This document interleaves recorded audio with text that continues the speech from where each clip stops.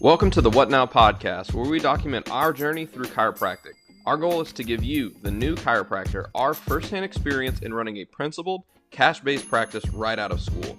Join us as we bring you real perspective, lessons learned, and the leading names in the profession as we build the practices of our dreams. Yo, everybody. What is up? Welcome back to another episode of the What Now podcast. Spencer and Zach coming off a super mega hot fire weekend in Nashville, bringing you one of the best guests that we've ever had on our lineup. Zach, tell everybody who we're bringing to them today. Yeah, today we are joined by none other than the man from South Africa, did his practices in the UK, Dr. Ryan Rieder, who was the owner, I believe, of eight practices in the UK, and exited just a little while ago, and is now coaching over 100 chiropractors I know for sure in Europe, and is just now moving into Florida and starting to coach as well in the US. And so we are super excited to have on one of the biggest powerhouse, one of the bigger powerhouses in chiropractic, Dr. Ryan Rieder. Welcome to the show, man. Hey guys, thank you so much for having me, and I'm excited to pre-call. We're just discussing some of the things and what's on your guys' hearts, and I can tell you, it's really cool to hear, who you're aiming this message at, and I think it's really needed. So thanks for taking the time to speak to me today, and hopefully I can give you both some value and any of the listeners value. And I've also got by the way, at the end, just remind me, I've got a free book that's actually a printed book and postage for any of the listeners. I think might be helpful, specifically because of the market, so that you guys are targeting this. So yeah, thanks for having me, and hopefully I can add some value. Yeah, we're super excited. I would just want to say before we start, you have some of the best freebies that I've ever seen. Like, I always see your lead magnets come across because I'm obviously in your ideal client market, and all of them always get me to stop and download them, and I always read them, and they're always good. And so cool. If you guys have been seeing Ryan's stuff, or if you haven't been seeing Ryan's stuff, it means you're not looking at the right things on your socials.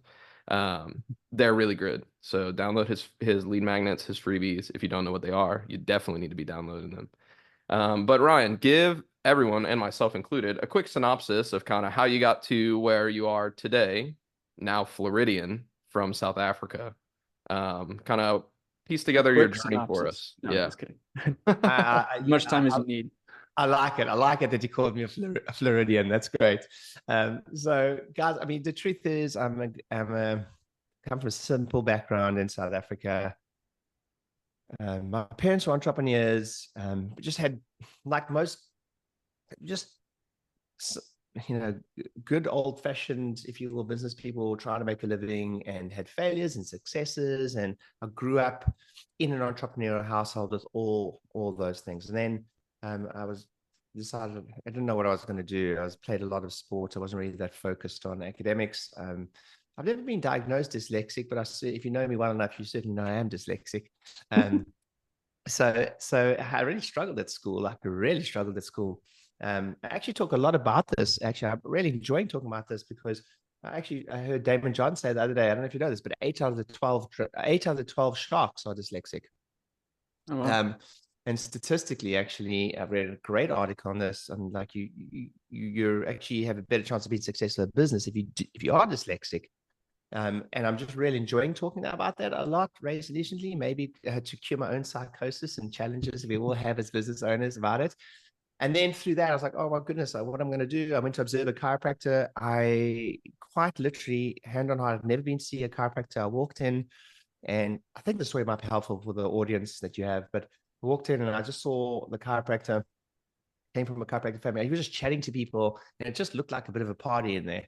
There were people getting adjusted and other people chatting and whatever. And I was like, I think I can just about pull that off. And kind of put on a bit of a show. It looked like it anyway. I was like, wow, that looks pretty cool. And he's entertaining and he's chatting there. And then I went on to study chiropractic, having never been to a chiropractor in my entire life. Qualified, always said the only reason I was able to qualify, having the learning difficulties I had, was my wife was in my class. So so I made sure I sat next to all the clever people in the class. so I could get their notes. And I kind of feel like I've been doing that my whole life, is trying to find the clever people in my class or people around me. Mm-hmm. I kind of feel like I've been doing that my whole life, is just finding the clever people around me, and kind of finding a way to add value that I'm able to stay around in their lives. And then went on to move to the UK. I was associate. I adjusted relatively high volume very soon in my career. I didn't quite like the feeling of being trapped by that at an early young age. I remember Natalie and I, who's a chiropractor, one of 5 first-generation chiropractors, myself, my wife, my brother, his wife, and my sister-in-law. And I remember going on our first vacation. It was like, oh, wow, this is interesting. We're sitting on the beach, but we're not earning any money right now. And that was an emotion that I was like, oh, that's an interesting emotion. Mm-hmm. What I'm going to do from here, one day I'd like to be a business owner. A business owner is a profit-making enterprise that works without you. So that was my initial, like, kind of burning desire in my stomach to kind of conquer that. Can I transition to a business owner, profit-making enterprise that works without me? And then that kind of led me down the path of going to business this summer and going from 2 practices to 8 practices in about 5 years. And we added about £1 million revenue every single year for 5 years. That's officially what they call a gazelle company. That means we grew about 30% year on year for more than 3 years. I highly don't recommend that. Because everyone wants growth, but growth can kill, and growth costs money. And sometimes it's just nice to enjoy the profits for a little while and save for a rainy day and build up your pots. And sometimes being so obsessed with growth as I was, you go, actually I could have slowed down a little bit at times in my career. And then went through that experience, and then people started asking me, hey, can you just help? I remember I got off my first stage where I was asked to speak, and then there was like a queue of people waiting, and someone said to me, do you coach? And I was like, yes. And then that started the process of helping people. Help a lot of people kind of want to begin my career. I was very blessed at that point to kind of be in a room with people that saw us doing well in business. So about $7 million a year in revenue across the practices, and then said, hey, do you want to become a speaker and a trainer in our world? And I got to like MC and be a T-boy in the room with people like Robert Kiyosaki, Blair Singer, and got to meet people like Jordan Belfort and intro Tony Robbins, and speak on stage, briefly at the time with people like Jay Abraham, and be back room with them and backstage, and just be a student of their skills on stage. And then through that, then I started consulting more, and then consulting, people said to us, why can't you just do the marketing for us? I begrudgingly said yes. We're now a 7-figure agency and a 7-figure consulting business. So we multi 7 figures across the 2 businesses. Not so long ago, we just tipped over, I think it's 120 now, 120 practices worldwide that we do all the work for, the marketing for. And my consulting business is somewhere in the vicinity of that. We have a mastermind group that meets 3 times a year. So in a nutshell, I was asked recently, what is my goals for the next 5 years? Is to have a little bit more fun. I've been a bit serious in my life and goal driven and all those type of things. It's pretty cool, but I find it difficult to spend a day at the pool, which is kind of, for many reasons, what I need to lean into is carving out time and hiring the boat and enjoying Sarasota and doing a few bits and pieces. So it's a roundabout way to give you my story, but that's where I am now. And just in business, like everyone listens to this podcast, I haven't got everything waxed, I haven't got everything figured, but I'm in the business of business, and I enjoy business. I love what I do. And I recently heard, anyone listen to this probably heard of the podcast called Diary of a CEO. So good. And it's so good, right? And one of the great, you guys from America, most people don't know him, but there's an incredible comedian by the name of Jimmy Carr, and I think he's interviewed twice. And it's the best thing I've listened to in a long time. It's the only thing I've listened to twice in a long time. I listened to the thing and started again, listened to the whole thing again. It was unbelievable. And he said a couple of things on this that really interested me. He said, you should be chasing imposter syndrome every 18 months. He said, imposter syndrome is great. It's fantastic. You should be chasing. So I'm just looking for my next imposter syndrome to chase in the next 18 months. So hopefully that gives people a little insight into where I'm at. Yeah. Thank you. Thanks so much for catching us up on that. And I'm sure like Spencer, there's so many different angles that we can go down. And so I'm going to just pivot to him because I'm like, I don't know which question to ask Oh, at the moment. dude, I have a bunch of questions. One, you're ready for a good time because you went from the UK and you said, where in the States can I move? And you moved to Florida. So that's what we're going to title this podcast, Florida Man Coaches Chiropractors. And that's what we're going to that's what we're going to title this. Cool. But maybe, I don't know, we'll see. Yeah. Might not be good for SEO. But one of my biggest questions is you coach so many chiropractors, and we just came from a really awesome event with Steph Wigner in Nashville, where a ton of really awesome chiropractors were talking about scaling their business to multiple seven figures, multiple practices, etc. But the fact of the matter is, it takes a really special kind of chiropractor. It takes a really special type of person and personality to get to this multi seven figure, multi practice, multiple seven figure businesses. What are some of the, as a coach, what are some of the underlying character traits that you notice in people who have the capacity to do that versus not? Oh, the thing that comes to me is that can take an immense amount of pain. Are you thick-skinned enough to pull it off?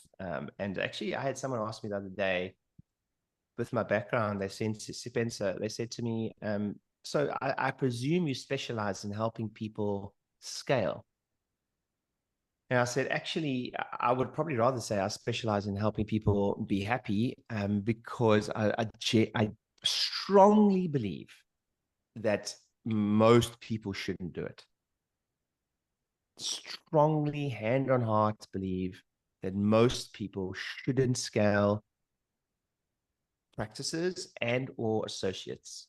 So the first thing I say is, if I have, what have I seen is the character trait in someone that decides to go down that crazy, insane journey. It's a little bit of I think ignorance plays a healthy part in it. I think a little bit of run before you can walk. Sometimes you need it. And just once I've tried to scare somebody away from opening multiple sites or hiring multiple associates, if they still decide to do it, then I feel comfortable, because I'm like, cool. So you're going to make less money and you're going to have less time in the beginning. A lot less money, a lot less time. So I guess to answer your question carefully is the people that pull it off have just a blind faith in the beginning, because anyone that does it, you can't be ready. There's no ways you can be ready. You can go to all the courses and conferences on the planet. You're just never going to be ready.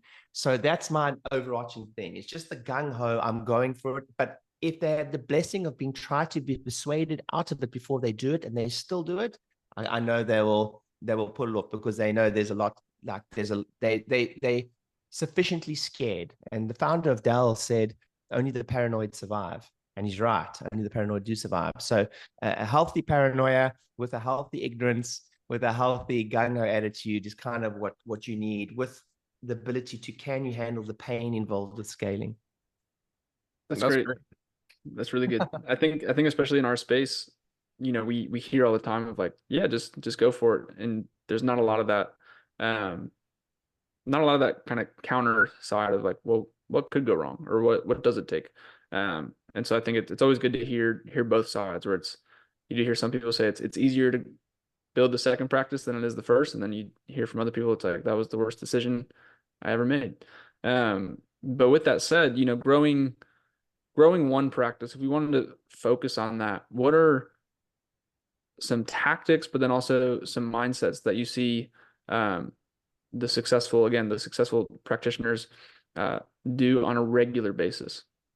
I think, Zach, to just circle back around, and why I think, to answer your question with this, is the reason I think it's so important for me just to really give people the truth about what it's like to scale and have multiple associates, is because we're so blessed in chiropractic, is that you can live the most incredible life that you couldn't even dream of by running a successful practice incredibly well.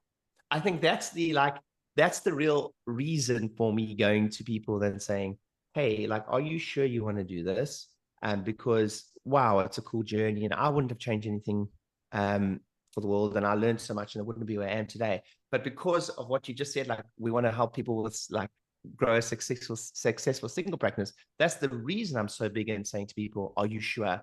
Because first of all, we are so blessed. We get to go and chat to people and have a fun time, and our hours are ridiculous. We think we work hard, but when we Very speak true. to when we speak to people in the city in London, I remember I was dealing with an issue, and a young lawyer in London said, I need this sign from you. It was like 6 o'clock, 6 o'clock on a Friday afternoon. And I said, oh, well, it's the closing of the week. I assume you mean Monday. And he's like, no, we'll be at 11. Friday evening, 11. And like, I was like, and in this, and they can keep it, they can have it. I don't want it, but it was nothing for him to say, no, I'll be at 11 Friday evening.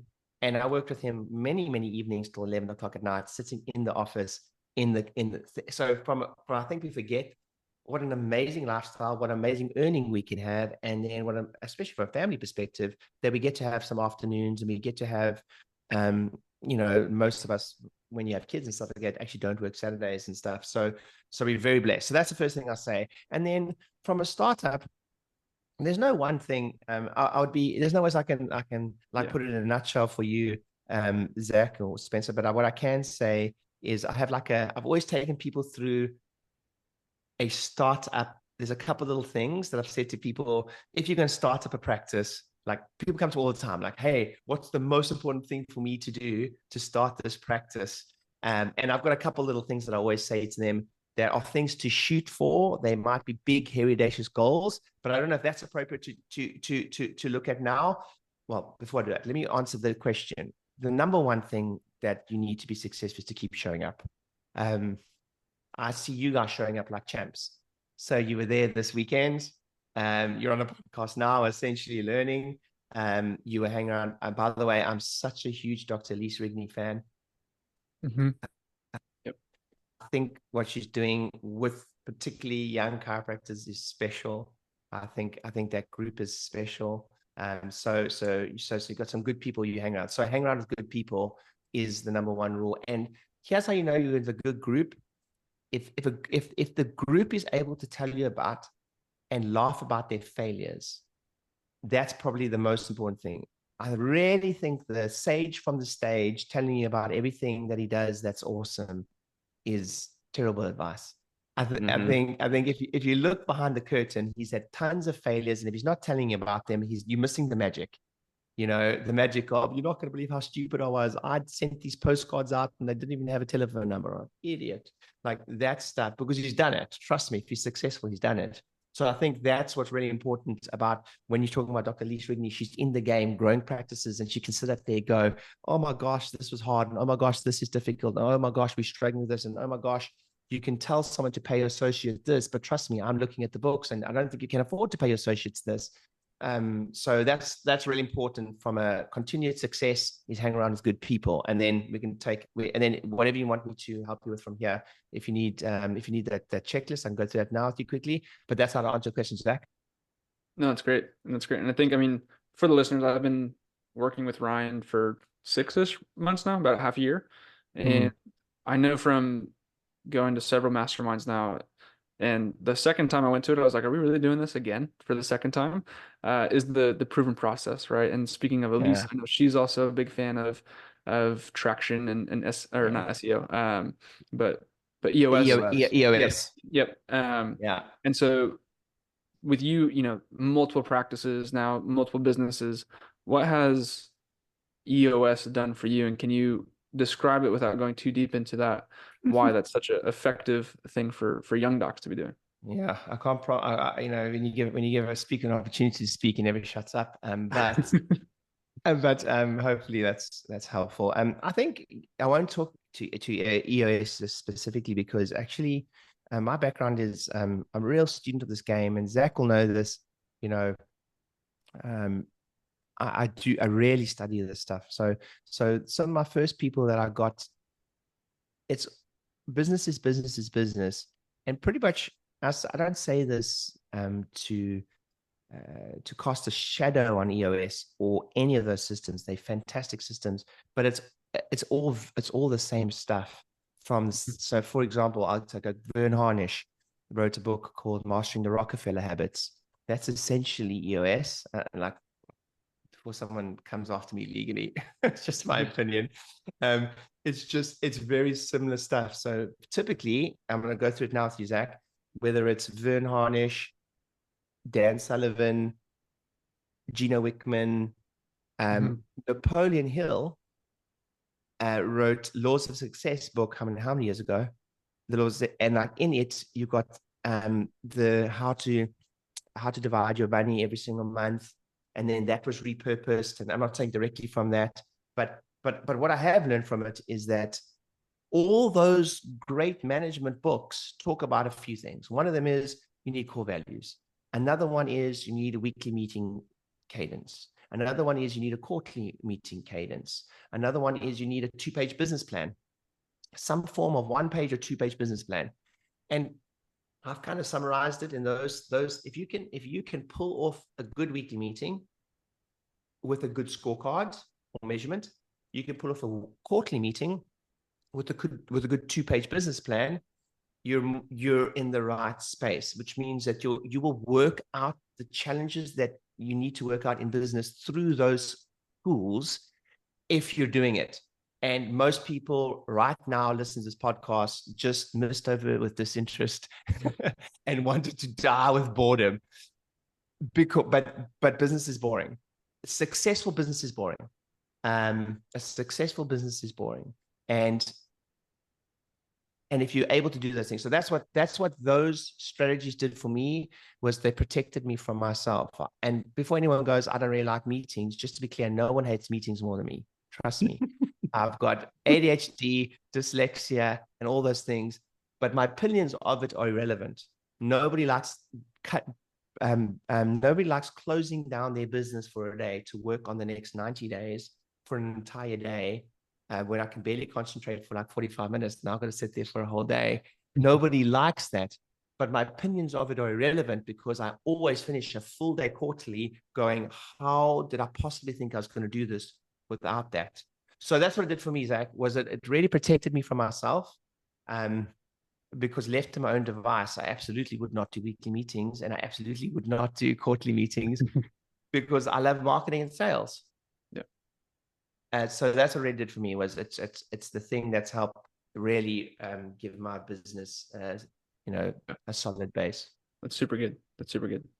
Cool. I think one of the big takeaways that we've been hearing from the really successful people like yourself and Elise and all these other people is that the magic is in the boring stuff. It's in the things that you don't see.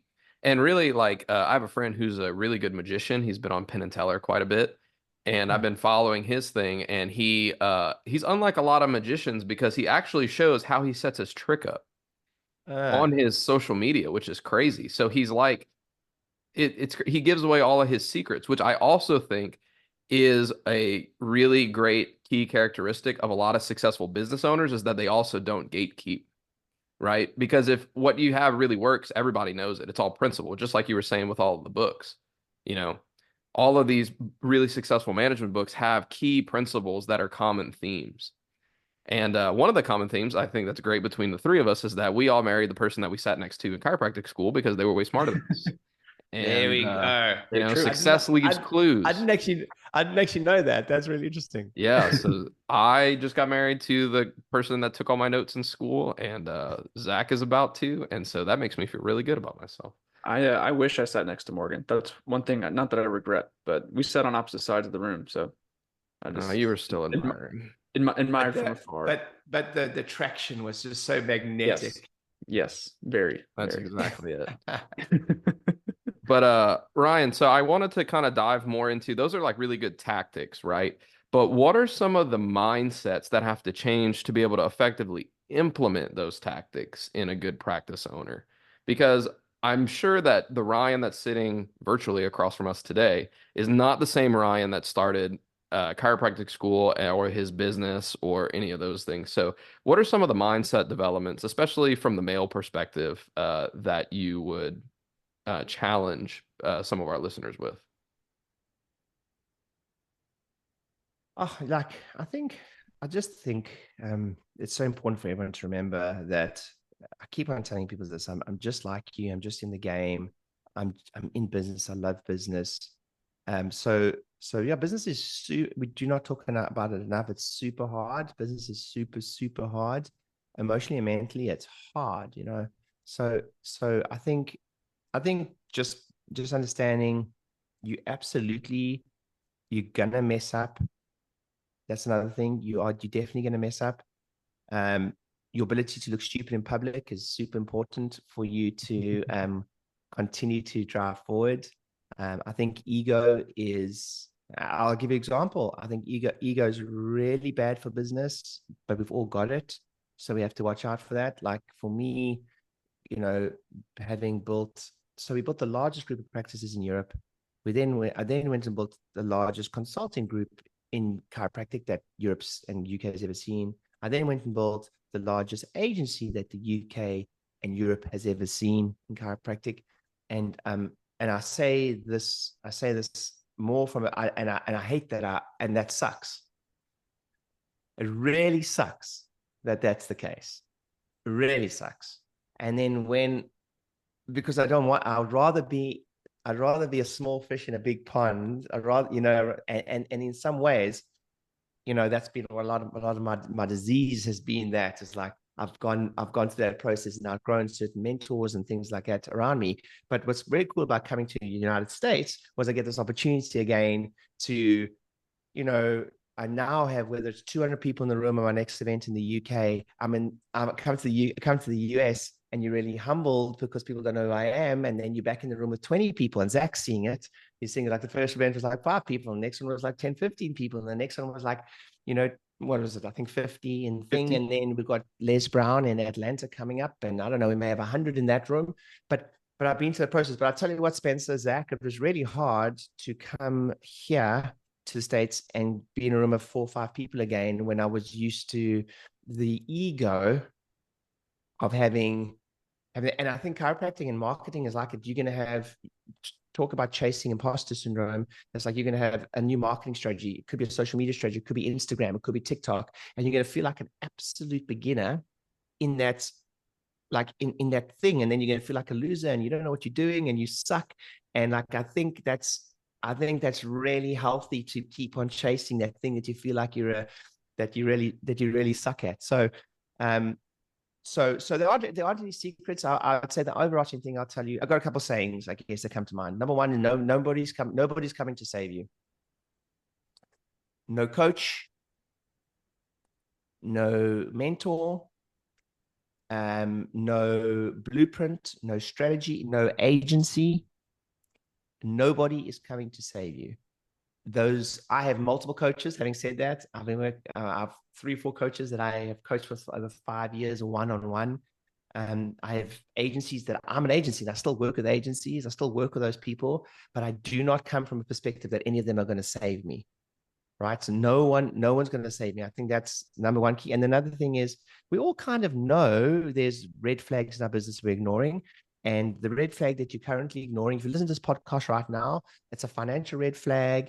It's hey, I've been meaning to open a separate bank account for my tax pot. I haven't been doing it. I'm ignoring it. The red flag you currently feel that you are not getting to is the red flag that will eventually come back to bite you. So lean into that. It's like, I really got to get that done. Trust yourself, go get it done, because you're not wrong. There's a reason you're getting those messages. And then the last thing, circling back around, is be the wizard, don't fall for the wizard's tricks. So be the wizard, don't fall for the wizard's tricks. I see this a lot in consulting, and I'm going to call it out. And it's that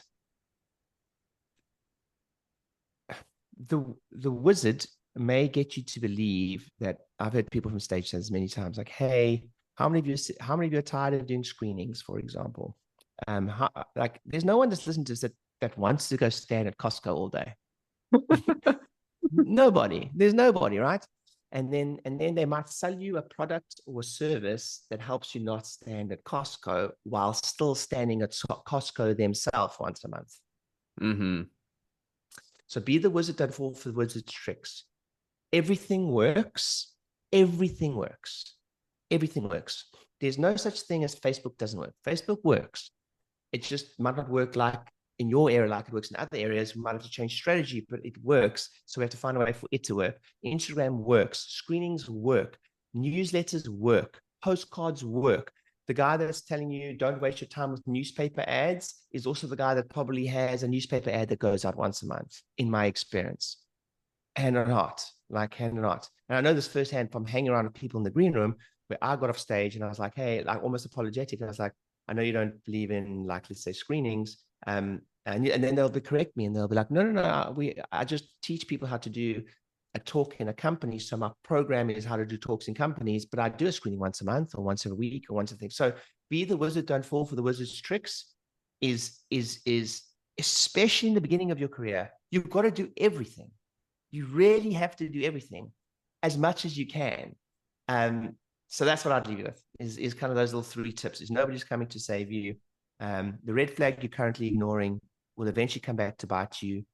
You know, when you go, I'm sure it'll be okay. If you have that thought, I'm sure it'll be okay. I want you to be more paranoid with it. It's not going to be okay. And then the last one is be the wizard, don't fall for the wizard's tricks.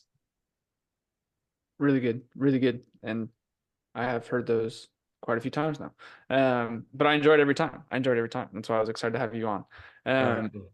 With that said, I mean, a big question I'm curious of is, why? Why did you leave the UK? Like, you have this big coaching group out there or consulting group. You're doing really well. Why uproot? Where did that come from? Oh, it's like the universe gives you like a tap on the shoulder and it like whispers something in your ear, and then you hope you actually wish you didn't hear it. It's like, no, like I wish I didn't hear that. And then you keep listening, and then the truth is I really love what I do, Zach. I really, if you see me on stage and doing the thing, I really love what I do. And I think the more opportunity for me to share. Spencer, you said something in the beginning. You said my lead magnets and my lead gens and stuff like that are really good. Typically, that's how I've done everything. Is I've just tried to not gatekeep it all and give it all away. So just an opportunity for me to give it all away again. It's like, how can I give it all away and serve more?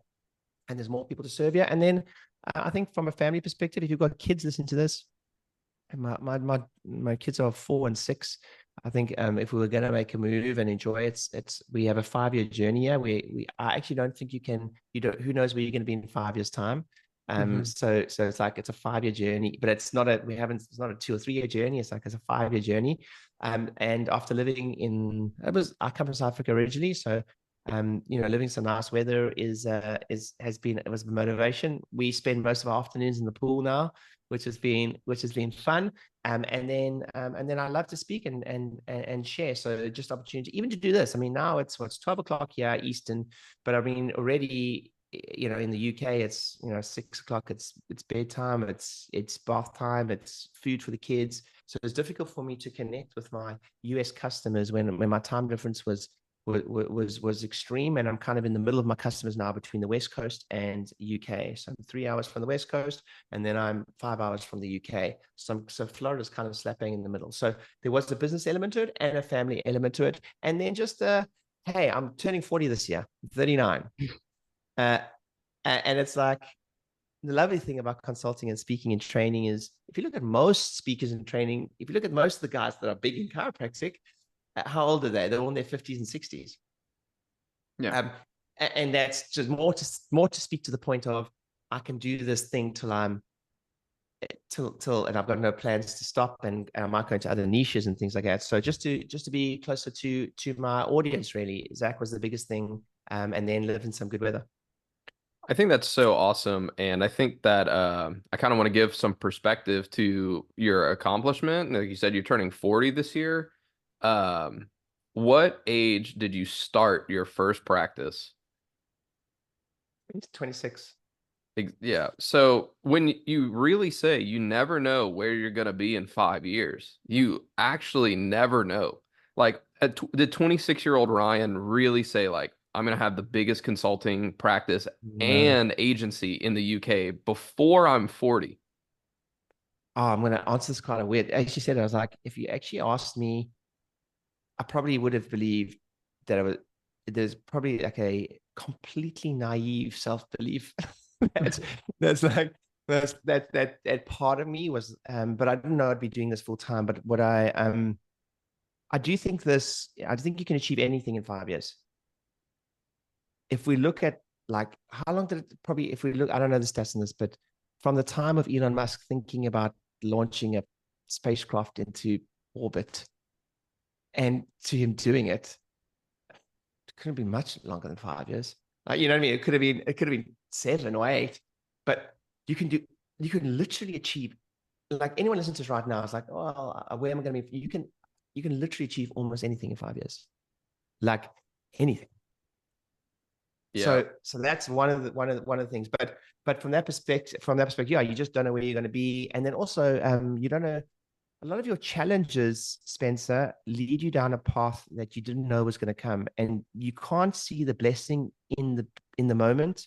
That's another thing, is you won't know that the finance director that stole a lot of money from you leads you, in my case, that leads you down a path in the moment. It's like the hardest thing that ever happened for you, and then you look back and you're like, if that didn't happen, I wouldn't be in the US. If that didn't happen, I wouldn't have exited as fast. If that didn't happen, I wouldn't have pivoted into the agency as fast, and I'll be the biggest.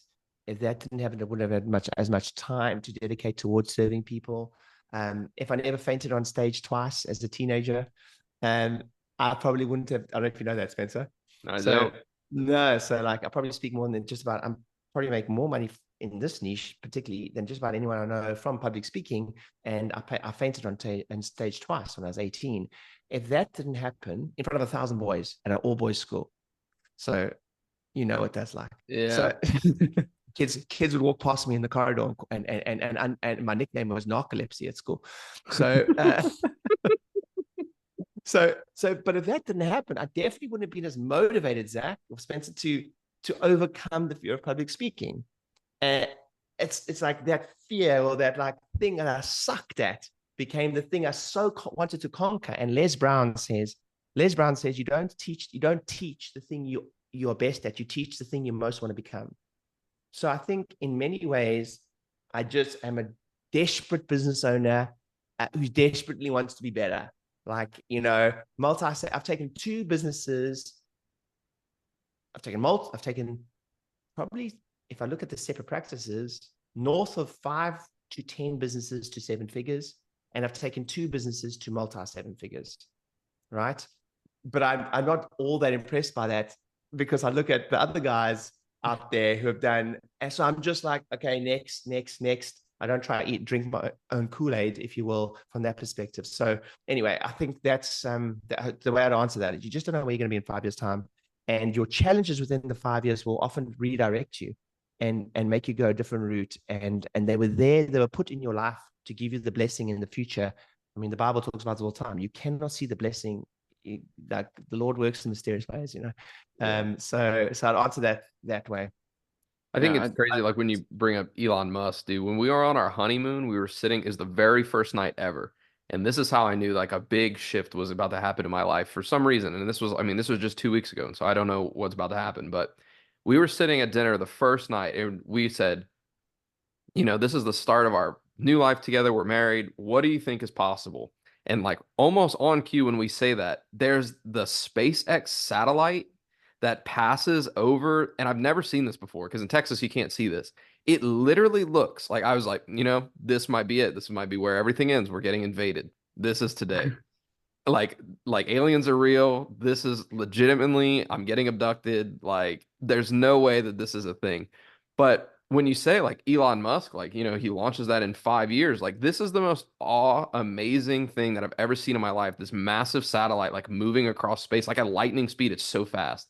And everybody stops to do that. And for you to say like, oh yeah, that happens in 5 years, that's crazy. That's like an event that people will like remember like for their whole lives. And to do it in such a thing, because he's like, I'm just going to do it. I'm going to believe in it. Because it's the continual addition of I'm going to get better every single day. Like we talked to all these people this past weekend, like Dan Martell and Taylor Welch, who are all, and now you, like so incredibly young, so incredibly successful, and they do it all in a certain amount of time. But the common theme is I'm just going to continually get better every single day. And so thank you for saying that. That gives me a lot of hope and perspective. And I think for your listeners, these are the kind of people that you should be chasing. The people that are still chasing other people. There's a lot of people in chiropractic that are like, I'm the one, I'm the goat, I'm the top of the mountain. And they're like, Dude, it's my way or the highway. The number one thing, number one thing you just said is so powerful, is a coach without a coach is not a coach. Mm-hmm. Yep. The number one thing I ask a coach who wants to coach me, like, who's your coach? And if they are not, like, think about, that's like a chiropractor not believing in getting adjusted. Yeah. That is literally the definition. It's like, hey, I want to adjust you, but or who adjusts you? Like, oh no, I don't believe in getting adjusted. That's literally what a coach without a coach is. And I remember asking, the reason I can tell you that even the best on the planet of coaches is because I toured with Robert Kiyosaki for 3 weeks in Europe, and Robert he calls them clearing practitioners. So he goes to this place he calls the ranch, and they go down there and they do deep emotional work, and he calls it his secret weapon. He literally says it's my secret weapon. The coaches and the clearing practitioners and the people that help him with, why is he self-sabotaging and why is he doing this and why is he doing that? I'm like, if Robert Kiyosaki can have a coach, dude, like why like, and I remember asking someone once, like, who's your coach? And he couldn't answer me, and I was like, yeah, you're done. Like, there's no way I'm working with you. Only because how can a coach be a coach without a coach? So I hate the sage on the stage model that knows the all being, all seeing, all knowing, because that's just not true. We all have our own pains. We all have our own challenges. We all have our own self-belief doubts. We all have imposter syndrome. We all are desperately chasing, wanting to be better. And if the young chiropractors listen to that now, I hope that I can just give you hope. It's like, if you're feeling that way, welcome to the club.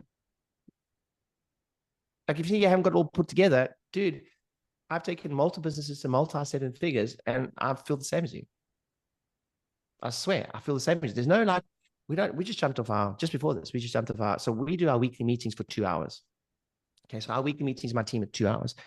And the theme of I heard a brilliant quote this week, and it was, overwhelm is simply the universe challenging you with the things you asked for. And I was like, I said that to my team. So we're in a bit of overwhelm, my team. We've had the most influx. We did the most cash we've ever done in a month. We did the most influx of people inquiring for our service we've ever done in a month. I did 24 one-on-one calls in 2 days from a coaching perspective. I did the most people contact with me coaching. Most people download my stuff. Most people download my books. Just the most. And quite frankly, my team are freaked out. Like, we got like people, and like, it's like a chiropractic practice. It's like, what happens when you do big marketing campaigns? It's like, oh, I can't keep up with the leads, or I'm not following up the leads properly, or the likes or the shares, and no one's following that. And it's like the same. It's like, okay, weekly meeting. What are the issues? Let's deal with those issues. Who do we need to buy in for help? That's exactly what we discussed. Do we have to work with an agency to help us with that? Who do we have to speak to help us with that?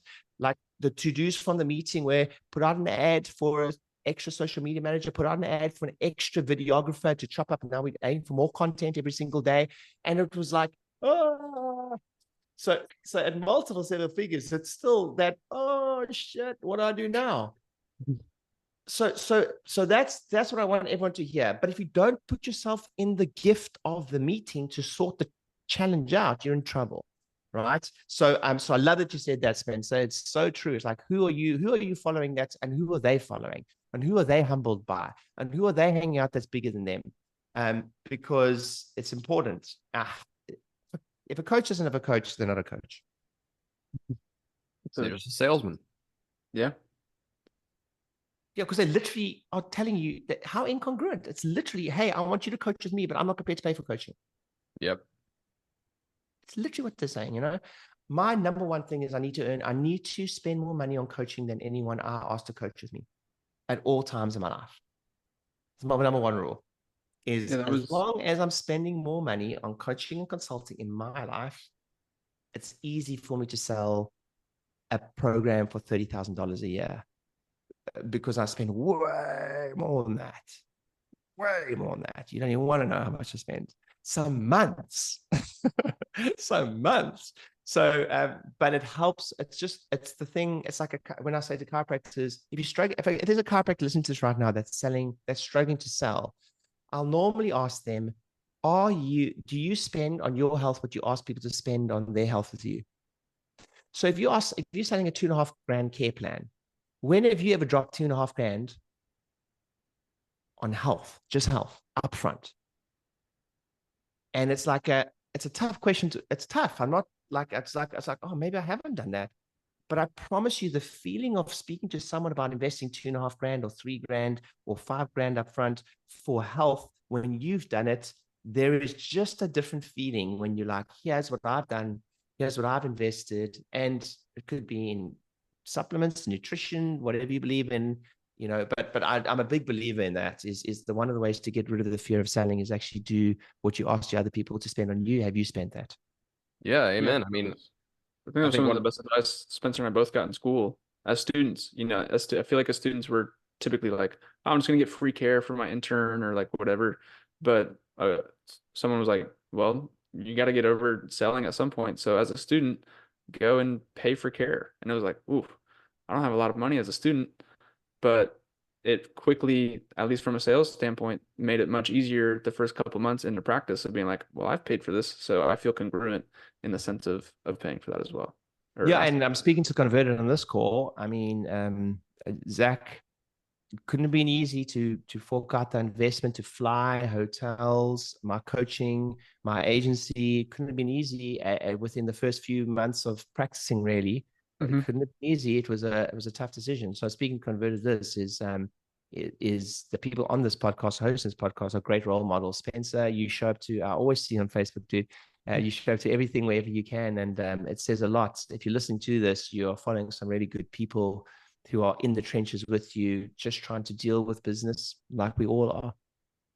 yeah, I think that it's like a really big thing. A lot of students have never been under chiropractic care before, and then they get really frustrated and they call us and they say, "Hey, I don't know why people aren't signing up for care." It's like, dude, when is the last time that you paid for an adjustment, or when is the last time that you bought into anybody else's program? But then, and you're saying like, oh, like especially for us in the prenatal and peds world, it's like I know this mom, she has 4 kids, and we're the place for her. I know that it's expensive, but it's got to be what she needs, and I can't give away free care because I don't have that many patients and stuff. But then you make all these excuses yourself of, oh, I don't have the money for this. I don't have that. Really, it's your practice.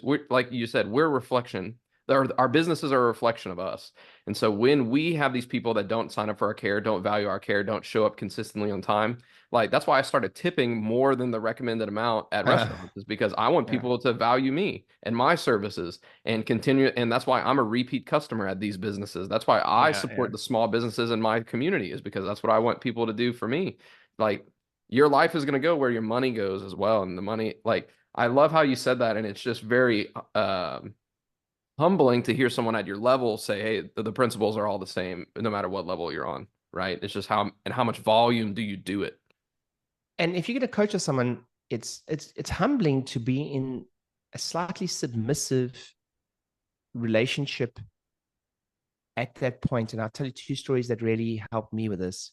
Was I did an event in Phoenix, and this is a bit of a story, so bear with me. But I did an event in Phoenix, and the guy who did the event is a guy by the name of Mac Newton. And Mac, if you look him up online, he used to be Judge Judy's personal trainer. He's worked with the Oakland A's. He's the only person I know. He's got a Super Bowl ring. He's got baseball, basketball, football rings, and he's worked with everyone. And he's an amazing human being. He's like almost 80, and he still trains, and he's this incredible multiple black belt taekwondo world champion.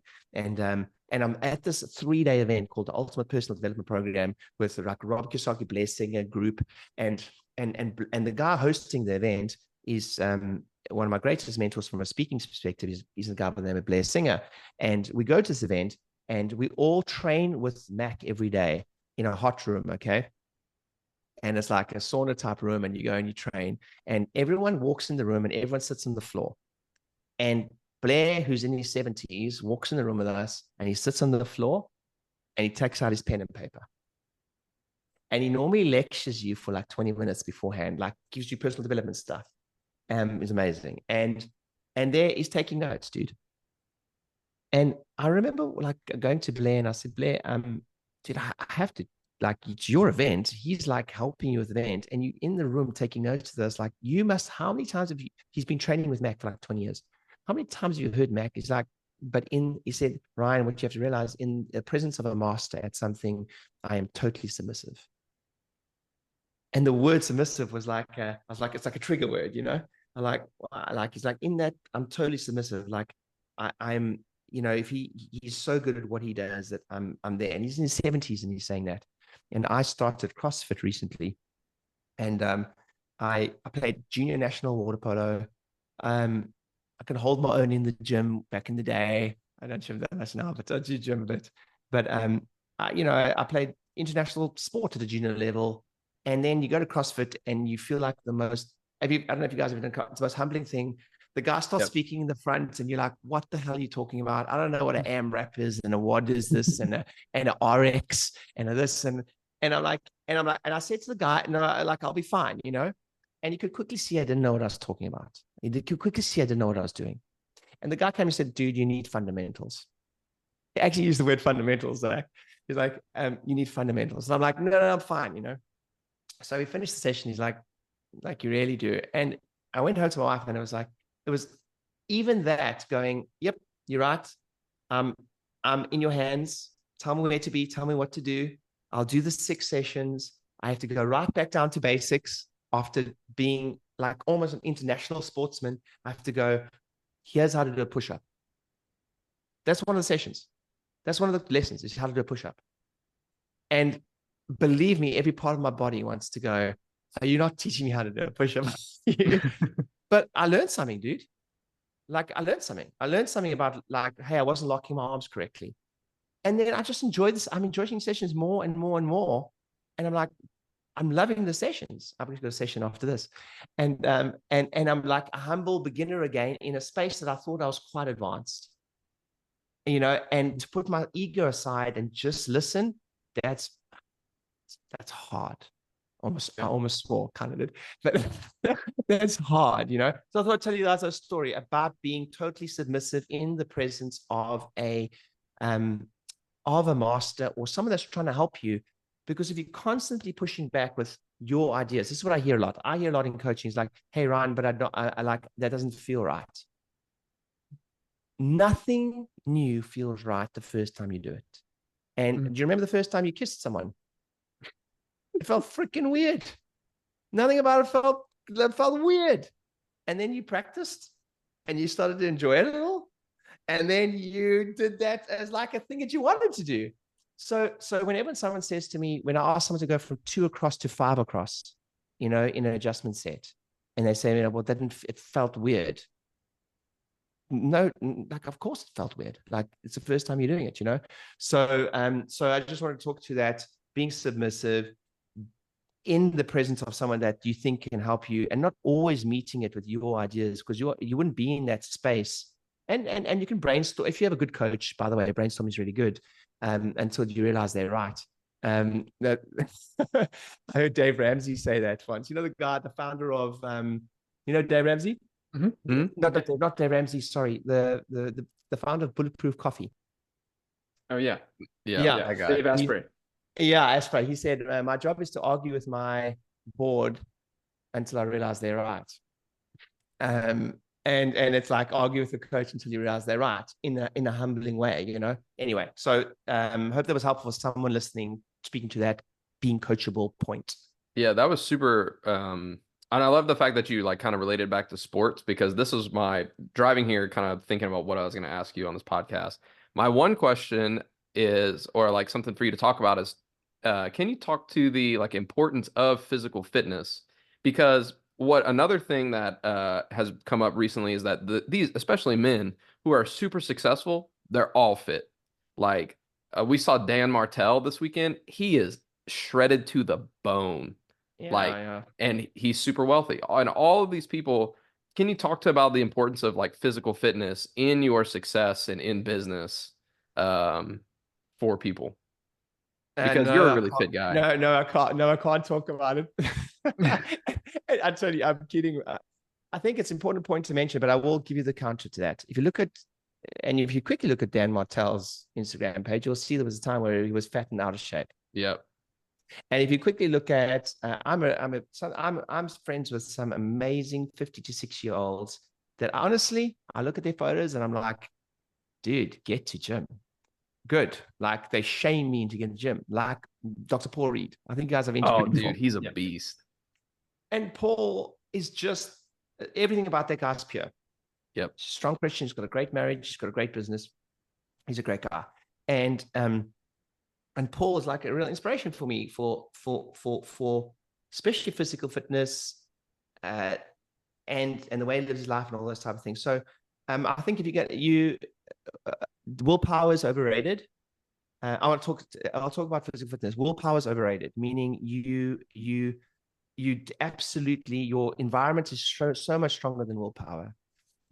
So much stronger. So you need to hang around with people that make you feel bad about yourself sometimes, because it'll give you action. Seriously, like it's like, you know what I mean. If you're the best looking guy, if you're in the best shape in your group, it's not all that motivating. So always hang around with that person. So like Dr. Dane Donahue is another one. It's like a good friend of mine, an amazing human being, an amazing practice owner, $3 million plus a year cash-based practice. Insane, and the guy's a beast as well, in shape. But I will say this, if you look at all of them, and even Paul posts a picture when he was like 35, 40, going through kids and all those things, and he was fat and out of shape. So our first thing I'll say this is that you will have times where I'm not like the 5 a.m. guy that has gymmed every single day. I actually don't think I'm not that disciplined when it comes to exercise. I'm going to surprise you guys now. But I am going to say this is there are times in your career where you're going to have to. So look who I've mentioned, very successful people, right? All of them were very undisciplined in exercise at a period in their life. Mm-hmm. And I'm willing to bet that now they can say exercise is a very important part of their life. But there was months within their career where they did no exercise, because I truly believe that if you're going to be successful, you're going to have to be extremely unbalanced for periods of your life at a thing. So you're not going to be, balance is a myth. You absolutely going to have to be, like, if you're a parent, you understand this. Like there's nothing balanced about being a parent. You don't sleep at night. You wake up a million times in the night. You sacrifice health. You sacrifice business. You sacrifice a lot to be successful at being a parent. It's not balanced. So I want to say a couple of things. One, if you are not the person that's disciplined, welcome to the club. I'm certainly not the person that's disciplined from an exercise perspective. But I will say this: how you show up when you look good, and how you show up on stage when you look good, how you show up and fill out a shirt if you're a male, how you feel in that shirt when you walk into the adjustment set, when you walk into the room for your report of findings. Mac Newton, who I've mentioned already on this call, always says, never underestimate the power of looking good. Never underestimate the power of looking good for how you feel, not like how you feel in a shirt and how you feel when you walk into that room. That's the power of it. So I'm certainly no master here. So I'm going to deflect your question, Spencer, and say I'm a humble student here, brother. I'm a humble student here that is just trying to keep up. I'm surviving, as a young parent, as a young dad, as a multiple serial entrepreneur. I'm not exercising every day, but if I get my 3 exercise, but I have all the gear. I've got the Peloton, I've got the home gym, and I've got the membership to CrossFit. And between the Peloton, the home gym, and the CrossFit, I've got the gear, i.e. the coaching, and I've invested in it. And I know that I'm better than most people by doing that. I'm like, I'll squeeze out my 3 sessions a week and I'll get there. So it's becoming more important with me for my mental ability to cope with the overwhelm of a growing business. So I hope that's helpful for someone. I'm not that disciplined. I'm not the best person to talk about this, but the only thing that keeps me going is hanging around people that make me feel really bad about myself in a loving way. Like Paul Reed shames me into training all the time. I sent him a message after CrossFit, and I was like, that was the worst thing I've ever done in my life. It was horrific. I couldn't walk for a week.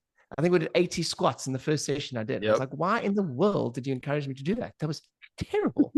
But what feels really bad is actually really good for you. So anyway, I hope that's helpful. Oh, that was great. It was. And with that, wrapping up, not to take up too much of your time, Spencer normally asks this question, but what is the what now? What's coming up for Ryan Rieder and the DCPG team? And I think if you listen to this, I'm going to share a link for you for the book. It's a free physical book we'll post to you, and only because you listen to the podcast from the podcast. If you go to the website, you won't be able to get this. So go to the link on the podcast and you get the free book, and I'll post it to you on me. So that's the first thing.